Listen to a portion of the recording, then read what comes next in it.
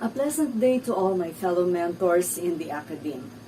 Today's Inset is quite different from the past Insets that we had because of this pandemic situation that we are in.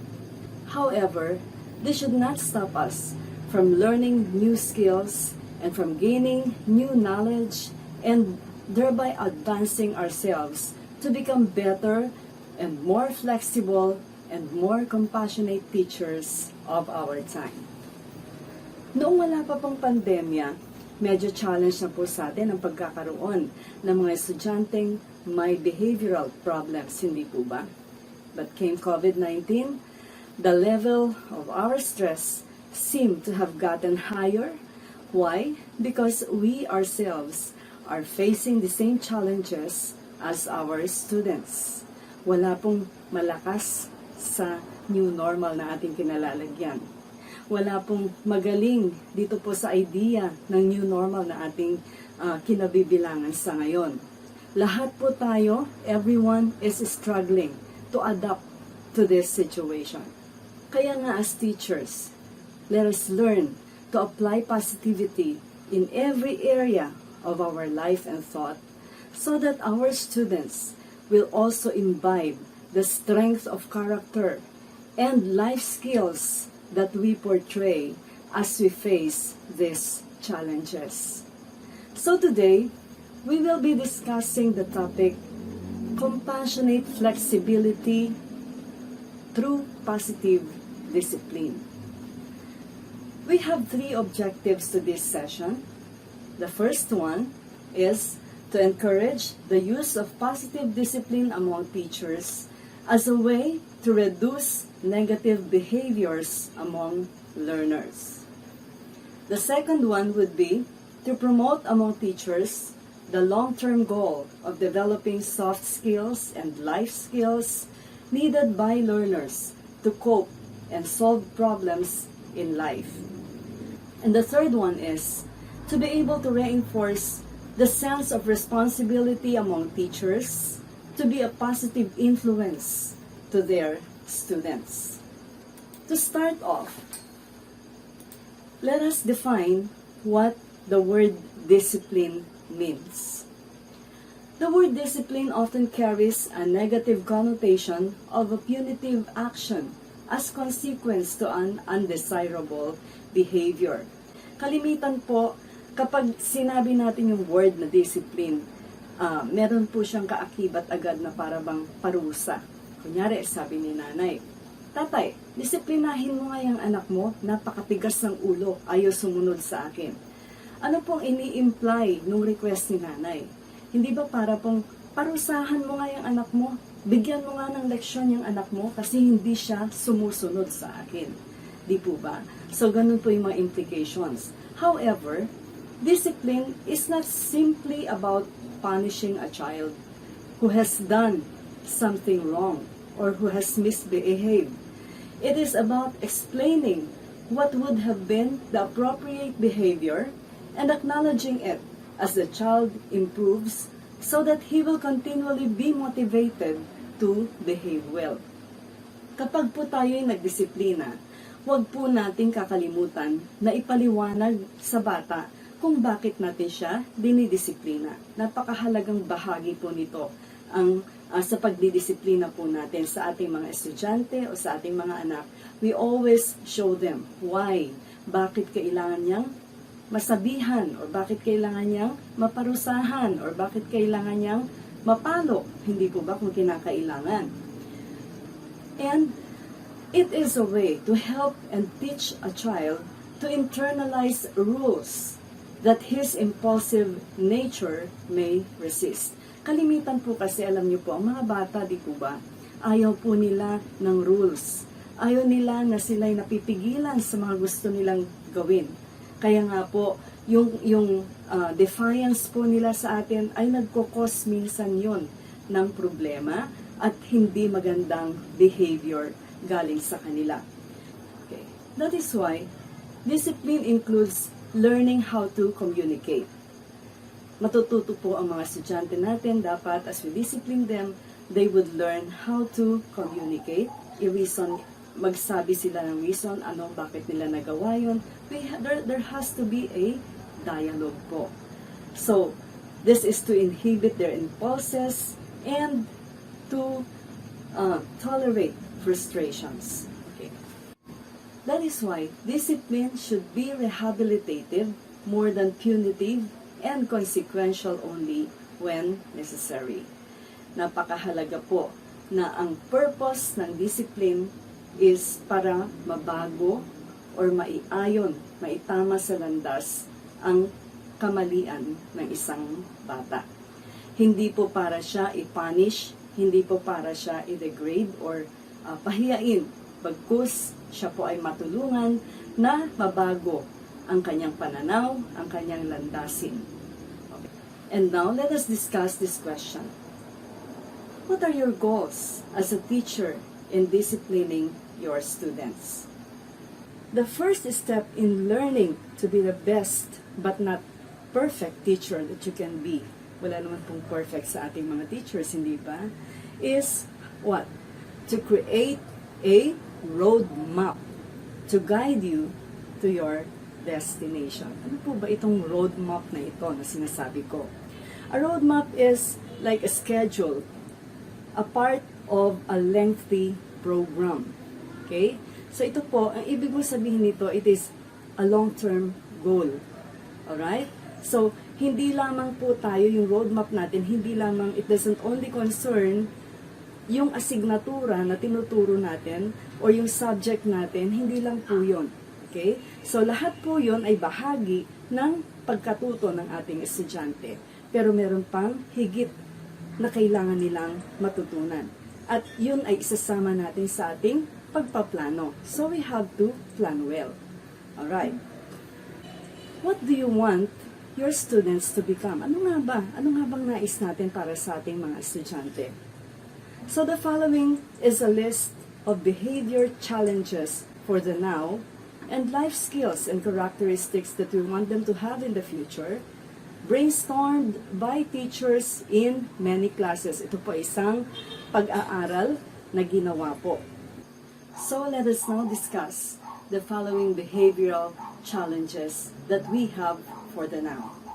First is, our students won't listen. Di po ba? Ayaw po nilang makinig sa atin minsan. Noong tayo nasa face-to-face learning pa, nakikita po natin yan madalas sa mga estudyante. At kalimitan, hindi sila nakafocus. That's one big problem po sa atin. The next one is they talk back or they back talk. Kapag meron silang pag kinorek mo sila, pwedeng ang dami-dami lang sinasabi sa likuran mo. Or they talk back. Sumasagot sila ng pabalang. Hindi po ba? And another problem we have is the lack of motivation among students. They also use foul language. Madalas po natin yung makita minsan sa GC. Pag hindi po natin nabantayan yung mga estudyante natin, alam niyo po ba kung ano-anong pinag-uusapan nila sa GC natin? That is why we should always be aware kung ano po yung kanilang ginagawa sa ating pong classroom, sa ating mga GC. Ano po? And they interrupt. Mahilig po silang mag-interrupt pag nagsasalita. Minsan, ang mga nakatatanda ay sumasabat sila, hindi po ba? And we also have homework problems, lalo na po ngayong panahon ng ating ang pandemya na kung saan ang ating platform ay modular at online. Alam niyo po, struggle po sa mga magulang, mga lola na tulad ko, yung mga anak natin, na ang hirap nilang pagawin minsan ng module.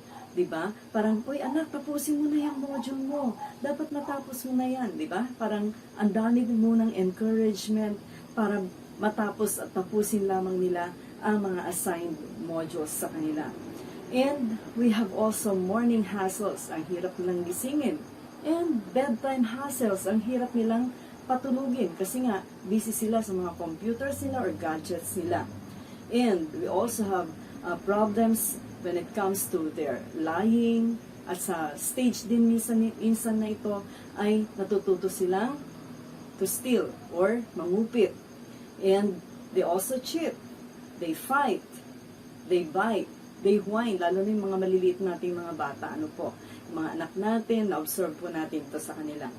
They have temper tantrums and they text constantly. Alam niyo po kung napupudpud ang mga daliri, siguro matagal na pong pudpud yung mga daliri ng ating mga anak kasi constantly they text, ayan. And they have media addiction, lalo na po itong ating panahon ng pandemya na halos nasa bahay lang sila. Nandiyan, lagi silang nasa kanilang mga gadgets and we do not know how to stop them. Yun po minsan ang struggle ng mga parents, hindi po ba? And they won't do chores. Minsan, yung litid sa leeg ni nanay ay lumalabas na sa kauutos. Pero parang yung utos mo ay it always fall on a deaf ear. Parang ganun po, di po ba? At napakahirap nilang utusan kasi ayaw nga nilang kumilos at magtrabaho. And they defy our orders. And they are strong-willed and also materialistic. Nay, bili mo naman ako niyan. Bil mo ko niyan ha, bil mo ko niyan, bil mo ko nito. O, di ba? Parang ganun po yung ating mga anak. And they are, ito po yung worst minsan, they feel entitled. Na para bang pag may hiningi sila, kailangan mong ibigay kasi kailangan mong gawin yan kasi responsibilidad mo yan. Parang ganon, ano po. So, yung feeling na entitled po sila sa mga hinihingi at gusto nilang gawin sa buhay nila. Now, ito po yung mga problems na na-encounter po natin as teachers. Di po ba? Now, ayaw po natin lumaki yung mga anak natin at mga estudyante natin. Ayaw natin silang manatili sa ganitong kalalagayan. That is why, it is part of our responsibility na i-mold sila to become better individuals. Right? So, kaya nga ano yung gusto natin? What do we want them to become in the future? So, ito po yung mga characteristics na dapat na mabuo sa kanila, which we will call life skills. The first one is belief in personal capability. That they will believe in themselves, na kaya nilang gawin ang mga bagay. Di po ba? And yun ay napakaganda na mai-mold sa buhay ng isang estudyante na kaya niya, maniniwala siya sa kanyang kakayahan. And basically, yun po ang dapat nating maipakita sa kanya na meron siyang kakayahan. And then, another one is to have self-discipline. Napakahalaga na matutunan ng isang estudyante o ng isang bata ang pagkakaroon ng disiplina sa kanyang sarili. Another one is responsibility and accountability. We want them to have this kind of character, that they will become responsible adults, that they are accountable to their actions. Alright. And they have self-confidence. For them to have self-confidence and courage, that they will become risk takers. Ano po itong ibig sabihin nitong risk takers? Kalimitan po kasi tayo mga teachers or tayo mga magulang, ano po, na madalas ang mga estudyante or ating mga anak ay nai-spoil natin somehow. Ayaw natin silang mahirapan, kaya nga tayo na lang ang gagawa, tayo na lang ang di baling tayo ang mahirapan, huwag ang ating mga anak, you know. Minsan mali po itong kaisipan na ganito, kasi we are not helping our students become strong or our children become strong. Pagdating ng panahon, lahat iaasa nila sa'yo. Lahat hihingiin nila sa'yo. Kasi nga, hindi mo sila binigyan ng pagkakataon to prove themselves, to take risks. Para sa ganon ay matutunan nila ang tamang pagdedesisyon, ang tamang paraan kung paano mabuhay sa mundong ito. Hindi po ba? We need to help them take risks. Pero ito yung positive po, yung positive na taking risks. We have to guide them to doing this para po maging strong sila, strong adults sila in the future. Another thing is, we also desire for them to cooperate and to contribute, especially during our lessons, class discussions. Napakaganda po ng kasali po lagi sila. And then, that they will develop communication skills. Yun po yung sinasabi natin kanina na matuto sila na magpaliwanag ng kanilang mga sarili in a very nice way.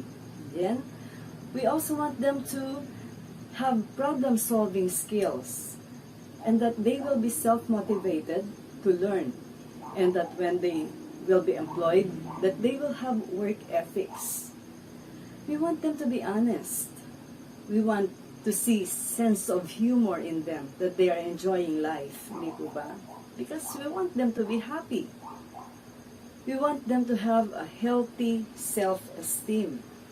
We also want them to be flexible and resilient adults in the future. We want them to be curious, and we want them to have respect for themselves and respect for other people as well. We want them to become compassionate adults, and we want them to have social consciousness. Now, paano po natin ito gagawin? Paano po natin i-impart itong mga bagay na ito sa ating mga mag-aaral? Ito po ay napakalaking responsibilidad nating mga guro. Sabi ko nga po kanina sa roadmap na ginagawa natin, hindi lamang po yung ating asignatura na itinuturo ang mahalaga, mga kapatid. It is part, of course, it is a major part of their learning, but we also have to consider the most important part, which is learning the soft skills na tinatawag. And the way we treat our students is a great factor affecting the learning of the soft skills. The way we treat them, kung paano natin sila pinakikitunguhan, ay napakalaking factor po niyan. Kung paano nila na-adapt yung mga soft skills na nais mong ibahagi sa kanila. Our examples help the students learn these skills in a way by which we model them, especially during tough situations. Alam niyo po, mga kapatid, sa ayaw at sa gusto natin, our students observe us. Bawat kibot ng daliri mo, bawat pilantik ng kamay mo, kilala at nakikilala kanila. Masyadong observant po ang ating mga estudyante. Especially kapag ka nasa medyo alanganing sitwasyon ka, they would see how you will react. And in that way, yung pag-observe po nila, ay nai-impart mo doon kung ano ang klaseng behavior ang na-adapt nila from you. So, we play a great part in the acquisition of these skills. Kaya nga po, napakahalaga ng ating pagiging role model sa ating mga estudyante. Now, what is positive discipline? Positive discipline is a discipline model used by school and in parenting that focuses on the positive points of behavior based on the idea that there are no bad children, just good and bad behavior. Naniniwala po ba tayo dito? Ito po ang basehan ng positive discipline. Dito po sa positive discipline, teachers engaging in here are not ignoring problems. Hindi po natin ini-ignore ang problema or hindi tayo nagpipikit mata or nagkikibit balikat sa mga problemang nakikita natin sa mga estudyante. No. Rather, we are actively involved in helping our students learn how to handle situations more appropriately while remaining calm, friendly, and respectful to the students themselves. These are important factors po ng positive discipline. Kaya nga sabi ko kanina, tayo mga teacher, ang laki ng role na gagampanan po natin dito po sa tinatawag nating positive discipline. We should learn tayo mismo. We should teach ourselves first to remain calm, to remain friendly, and to be respectful also po sa ating mga estudyante. Which promotes what? Positive decision making in the students and teaching expectations to children early, and they encourage positive behavior. Alright. To understand positive discipline better, let us compare it to corporal punishment. Ano ba itong corporal punishment? It is defined in the United Nations Committee on the Rights of the Child General Comment Number 8 as any punishment in which physical force is used and intended to cause some degree of pain or discomfort, however light it may be. Now, there are two types of corporal punishment. The first one is the physical punishment. So, this most involves hitting, smacking, slapping, spanking children with a hand or with an implement like a whip, a stick, belt, shoe, wooden spoon, etc. So ito po ay pamamalo at palagay ko naranasan na rin po nating mamalo sa ating mga anak. And it can also involve, for example, kicking, shaking or throwing children. Naku, nakakatakot naman yon. Scratching, pinching, biting, pulling hair or boxing ears. Don't ever do that to anyone. Forcing children to stay in uncomfortable position. Alam niyo po, nung bata ako, maalala ko, pinaluhod ako ng lola ko sa munggo. So siguro po, ang hirap, ito yung sinasabi siguro, no, yung uncomfortable positions. Burning, scolding, or forced ingestion, papalunok ng kung ano, no? For example, washing children's mouth with soap, or forcing them to swallow hot spices. So napakahirap po nito. So the committee believes that corporal punishment is invariably degrading. Totoo naman po yan. And even us, we don't agree to this corporal punishment. The next one is the non-physical corporal punishment. Ito po yung pangalawa. There are also non-physical forms of punishment that are cruel and degrading and are thus incomparable with the convention. Examples are punishment that belittles, humiliates, denigrates, scapegoats, threatens, scares, or ridicules the child.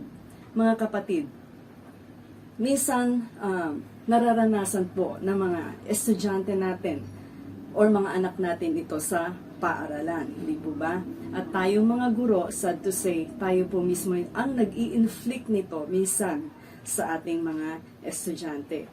Yun pong pamamahiya, yung pong parang pagbibintangan natin po sila sa mga bagay na hindi naman pala nila nagawa, o we threaten them, tinatakot natin sila, or pinapahiya natin sila in front of their classmates. These are examples po of non-physical corporal punishment. At yan po ay ipinagbabawal din po ng ating government and ng DepEd po mismo. Alright. Bakit po yan pinagbabawal? There are studies on the effects of physical punishment of children. Over the past 30 years, numerous studies have been conducted globally on the effects of physical punishment of children. They have constantly demonstrated that physical punishment predicts negative outcomes throughout childhood and into adulthood. Nadadala po kasi ng bata yung traumatic experience niya noong childhood papunta po sa adulthood. Kaya po naapektuhan yung kanyang pag-uugali ay may epekto yon, dala-dala niya hanggang sa kanyang pagtanda. It increases children's risks for increased aggression, increased delinquency, and antisocial behavior, physical injury, and report to child welfare, poor parent-child relationships, and poorer mental health. Alright, so sa panahon natin ngayon, no, na napakahalaga ng mental health, maging maingat po tayo in dealing with our students.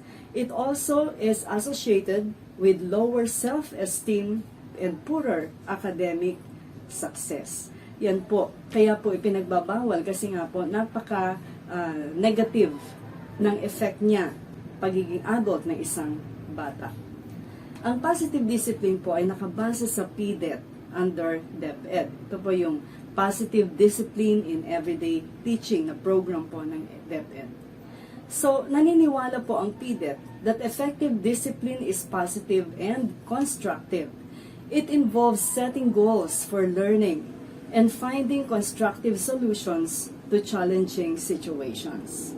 The school should respect children's developmental levels, their rights to dignity and physical integrity, and their right to participate fully in their learning. Ito po ay karapatan po ng isang bata. The legal basis for prohibiting corporal punishment and the practice of positive discipline is based on the UN Convention on the Rights of the Child, requiring the states parties that they shall take all appropriate measures to protect the child from all forms of violence. That is stated in their Article 19, I should say. The states parties are also required to take all appropriate measures to ensure that school discipline is administered in a manner consistent with the child's human dignity and in conformity with the present convention. So in the Philippines, the Department of Education, our dear DepEd, supports the prohibition of corporal punishment and practice of positive discipline in public and private schools. So let us define positive discipline by defining what it is not. So first of all, positive discipline is not permissiveness. Ano po ibig sabihin nun? It means that we do not allow our students to do anything or to do the things that they want to do, but rather, we set rules for them to respect and obey by using our authority. It is not having no rules or limits or expectations. It is not short-term, dahil sabi nga natin, it is a long-term goal. Or it will be an alternative to punishment as slapping, hitting, and shaming. Hindi po yan ang positive discipline. It's a no-no. Okay? Alright. Now, ano nga ba ang positive discipline? Okay. So it is about finding long-term solutions. Okay? That develop students' own self-discipline. Ito po yung pinakang goal natin. That students will develop their own self-discipline. Magkaroon po sila ng disiplina. Sila mismo ang didisiplina sa kanilang sarili. That's our long-term goal. How? How are we going to do this? By giving clear and consistent communications to our students. We always have to communicate with them. Kahit po sa sitwasyon natin sa online class, sa kahit anong platform po ang ginagamit natin sa edukasyon, meron po dapat tayong communication with our students. Lagi pong open line ang communication natin. Na nare-reach kanila. Hindi yung sasagot yung telepono na cannot be reached. Di po ba? So, it should always be clear. Meron tayong clear communications with our students in whatever platform we are using. So, positive discipline is consistent reinforcement of your expectations, rules, and the limits you set. So, ibig sabihin mga kapatid, kailangan po natin lagi silang nire-remind doon sa mga rules na nakaset. So, before the opening of classes pa lang, dati na nating ilatag kung ano yung mga expectations natin sa ating mga klase. Huwag yung nag-expect tayo ng bunga mula sa mga estudyante na wala ka namang itinanim. That is why, at the beginning of classes, magtanim na po tayo ng mga rules, ng mga standards natin, para sa ganun, alam ng mga bata kung hanggang ano ang limitasyon lang nila. Kung hanggang saan lang sila po pwedeng gumalaw. At ano yung mga expectations natin sa kanila. Huwag kang maghahanap ng bunga nang hindi mo naman itinanim. Yun po yung ibig sabihin nitong ating sinasabi ngayon. That there should always be constant reinforcement of our rules and expectations from our students. Positive discipline is based on knowing your students and by being fair. Ayan po. Napakahalaga po nito na kilalanin natin ang ating mga mag-aaral. Napakahirap, challenge po talaga, lalo na po itong pandemya. Ano po, yung ating platform na online learning, napakahirap pong kilalanin. Unlike pag face-to-face, no? At 2 weeks pa lang, kilala mo na yung mga estudyante somehow, kilala mo na kung saang section nito, ganyan. Ano po? Pero sa ngayon po, ang hirap kahit po nakikita natin sila online, yung mga camera, madalas kasi naka-off, ayaw nilang i-on ang mga cams nila. At kahit pa naka-on, ang hirap din pong kilalanin. That is why it's a great challenge, big challenge to us teachers, kung paano natin sila kikilalanin. Pero, if there is a will, there is a way. Hindi po ba? Kaya nga, huwag tayong susuko. Gawin po natin ito alang-alang sa pagmamahal natin sa ating mga mag-aaral.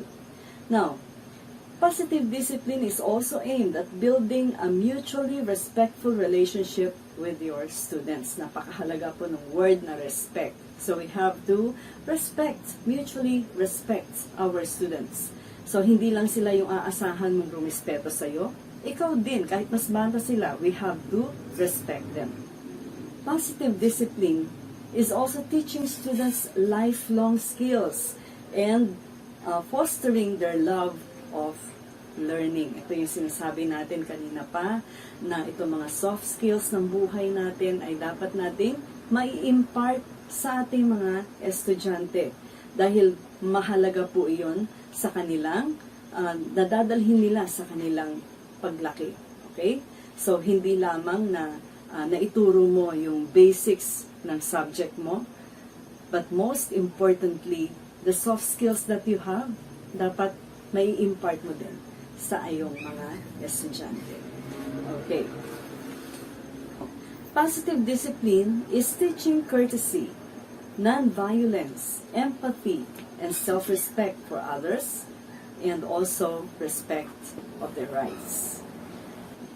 It is increasing students' competence and confidence to handle academic challenges and difficult situations. So along the way, habang natututunan nila yung soft skills, they will be able to handle problems that come their way. That's the best thing that could happen. Now, let's look at this PDET building block. PDET uses the following model. So in here, teachers play an important role in helping children become caring, capable, and resilient adults. For this to happen, it is crucial that you, as their teacher, consider what kind of people you want your students to become and to use everyday interactions with them in school to teach the values and skills that they will need to become strong and compassionate adults. So, the first step in implementing PDET is setting a long-term goal. Kanina pa po natin dinidiscuss ito. Ano po yung long-term goal? And ikaw na teacher ay napakalaki ng iyong gagampanang role because you will be the role model for soft skills na tinatawag na mai-impart or mai-imbibe ng bata because you have modeled them positively. Alright? Now, ano ba itong steps to positive discipline? So, sabi nga natin kanina, these are parts of the building block ng PDET. The first one is to provide warmth. Okay, ano po ito? Interesting po ito, no? How do we provide warmth to our students? Well, we could create a classroom environment that ensures students to feel physically and emotionally safe. Siguro iniisip nyo, wala nga naman tayo sa school. Paano ka makaka-create niyan? Well, mapa-online man mga kapatid, or mapa-face-to-face, pareho pa rin pong classroom yon, no? Kahit nasa online class ka, that is your classroom online. Kaya nga, nandoon pa din po ito. We can still create a warm environment kapag tayo ay nagklaklase sa ating online class. Hindi po ba? So, we recognize and respect students' developmental levels, being sensitive to their academic and social needs, and to empathize with their emotions and situations that they may be facing.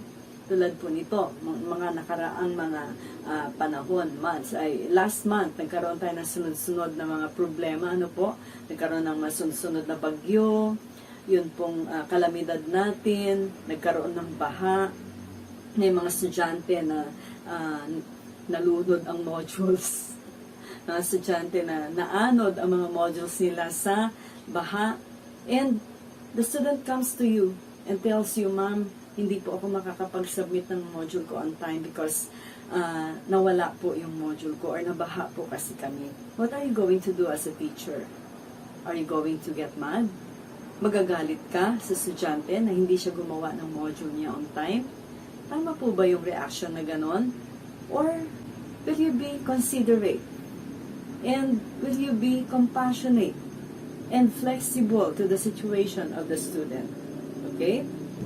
So, dito po sa response natin sa estudyante, if we show compassion and if we show understanding, alam niyo po, you are already teaching soft skill sa batang iyon. At hindi po sayang yon. Kasi po, yun ay magiging structure sa loob niya. At yun ay gagawin din niya in the future. Di po ba napakaganda? So here, our students, when we provide warmth, our students will learn best and cooperate more in a warm and safe and caring environment. Alam po nating lahat yan, that we experience that students want to learn more kapag ka-vibes nila si teacher or natutuwa sila kay teacher because the teacher is mabait, understanding, so on and so forth. Alright? Now, how do we provide structure? Structure is the information the students need in order to succeed academically and behaviorally. Ito po yung mga, ang structures po, part po dito, yung mga rules na sineset po natin sa ating mga klase before our students. So ito po yung mga limits na binibigay po natin kung hanggang at kung ano ang dapat na ina-expect natin sa kanila. So these are part of the structures.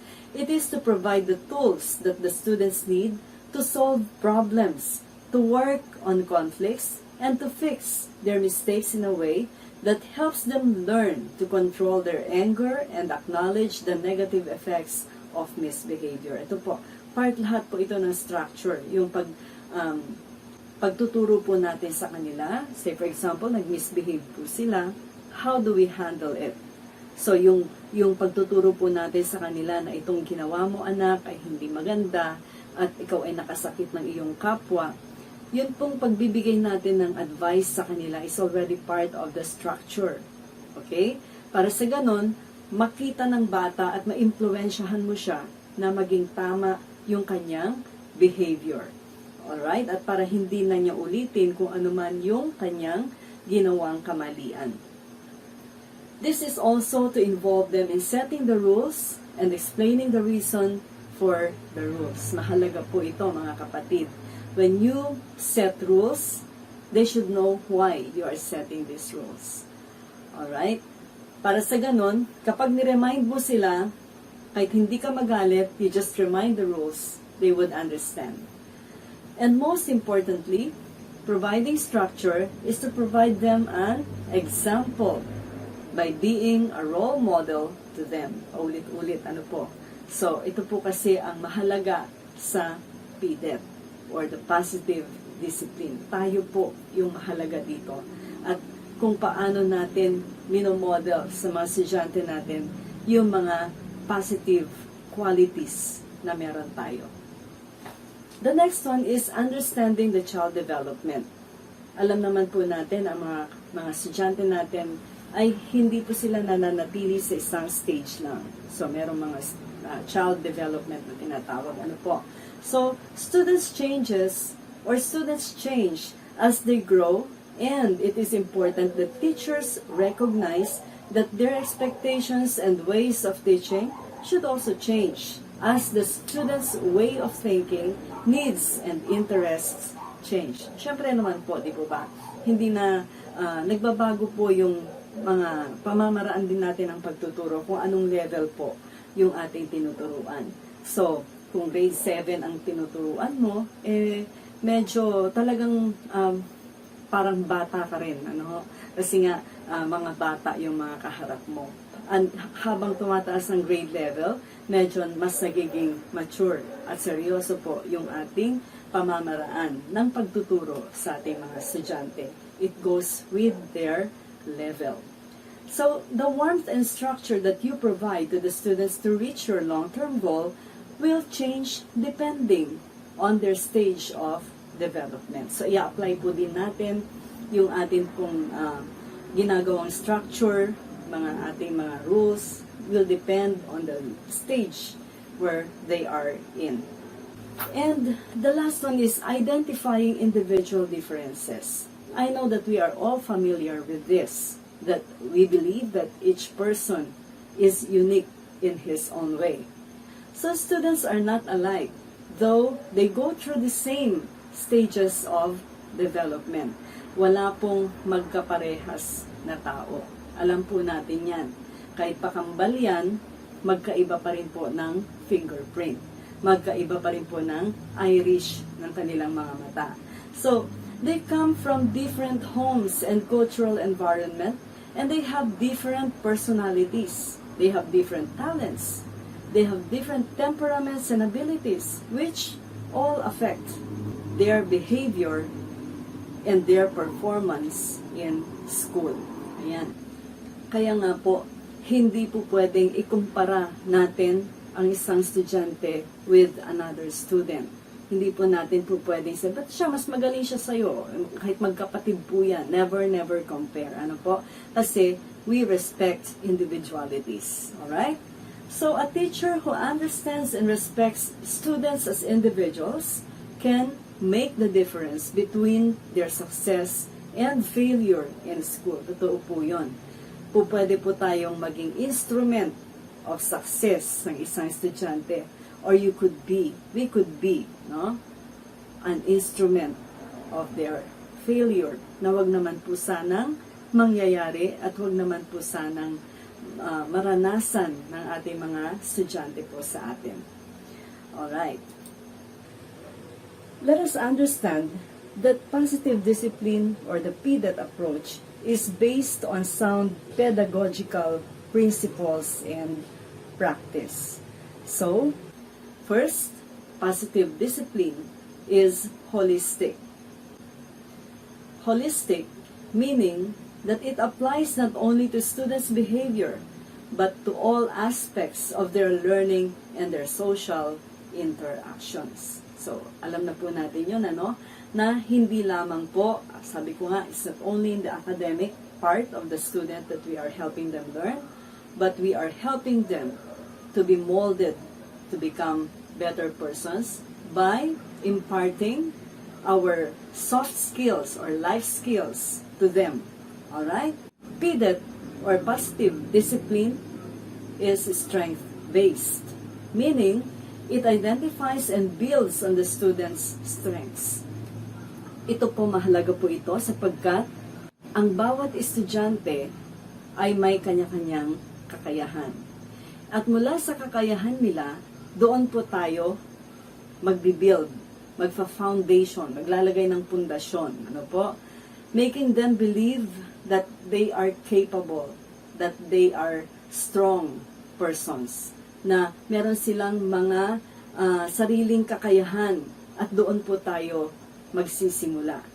Let us not concentrate on their weaknesses. Huwag po tayong tumingin sa mga kahinaan ng mga estudyante natin. Huwag po nating i-focus sila doon. Bagkus, i-focus po natin sila doon sa kanilang mga strengths. And PDET is constructive in a way that it is aimed at strengthening students' self-esteem and confidence. Kapag ganun po kasi ang tingin natin sa kanila, na may mga kakayahan sila, nabibuild po yung kanilang self-esteem. Tumataas po yung kanilang moral. Yun po ay napakahalaga, lalo na po sa ating mga estudyante. PDET is inclusive. Why? Because it recognizes and respects the diversity of students. So sabi ko nga kanina, yung individual differences, we should always be aware of these things. PDET is proactive, for it identifies the roots of behavioral and learning difficulties, and it implements strategies to promote success and avoid conflict. So nakatingin po tayo, sabi ko nga sa inyo, kanina pa, na titingin tayo sa kung paanong paraan natin matutulungan ang mga bata sa kanilang mga kahinaan. At huwag nating i-focus yung kanilang kahinaan, kundi i-build natin sila doon sa kung anong meron silang positive na character. Let us build on it. And now, PDET also is participatory, meaning it engages students in the learning process and in the school community as a whole. Okay? Now, before we end this session, I would like to ask you a question. How do you want your students to remember you?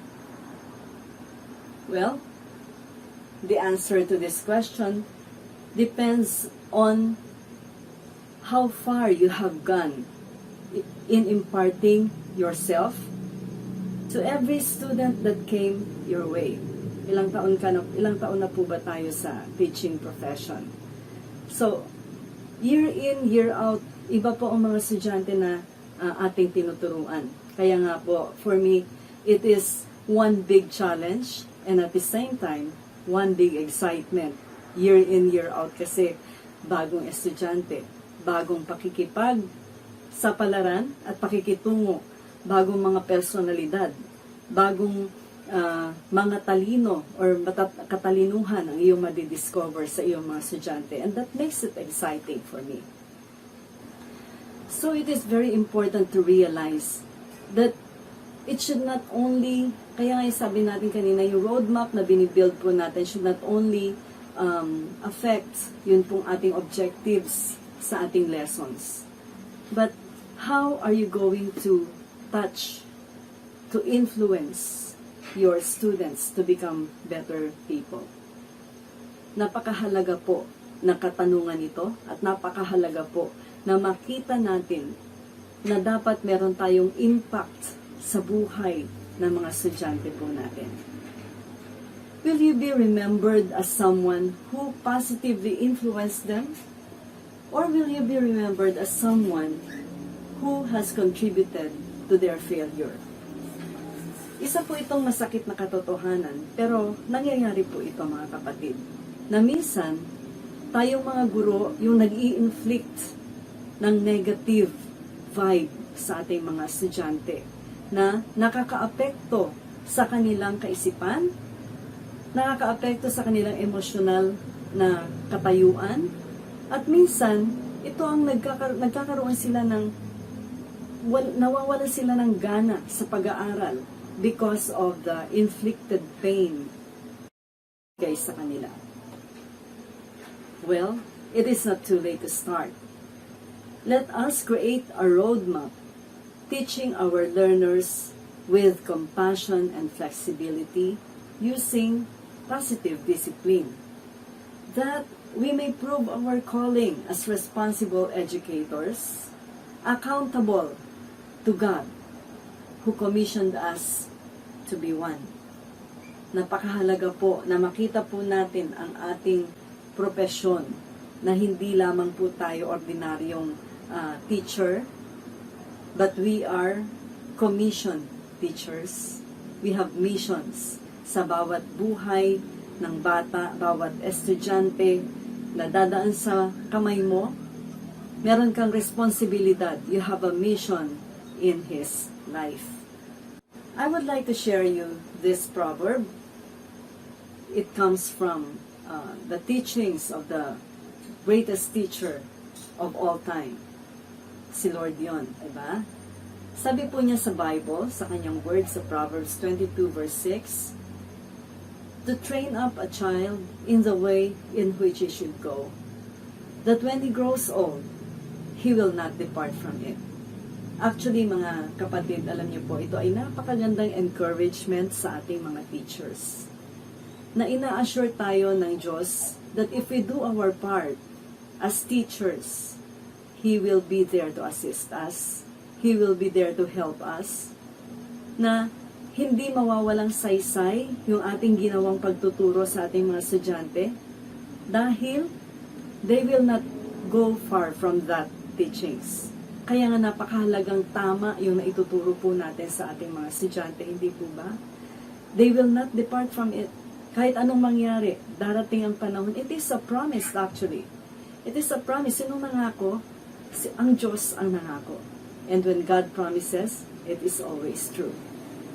Mapapanaligan po ang pangako ng ating Diyos. That is why, ang gagawin lang po natin is to do our part. Gawin po natin yung ating obligasyon bilang mga guro, bilang mga tinawag na maging educators para sa ating mga kabataan. So, my dear fellow educators, we are mandated and are therefore accountable to the one who called us. Sabi ko nga, sa Diyos na tumawag sa atin sa profesyong ito, at gayon din sa bayan na umaasa ng magandang bunga mula sa ating mabuting pagtuturo sa ating mga kabataan na tunay nga sanang sila ay maging pag-asa ng ating inang bayan. And with that, I would like to thank you for your indulgence, sa inyo pong matyagang pakikinig sa ating pong discussions. And I also would like to thank the coordinators of this Inset. And I just hope that I was able to impart something important or relevant to you today. And thank you so much for this opportunity. So, that ends our session. May God bless us all. And let us all be safe. Thank you once again. God bless you.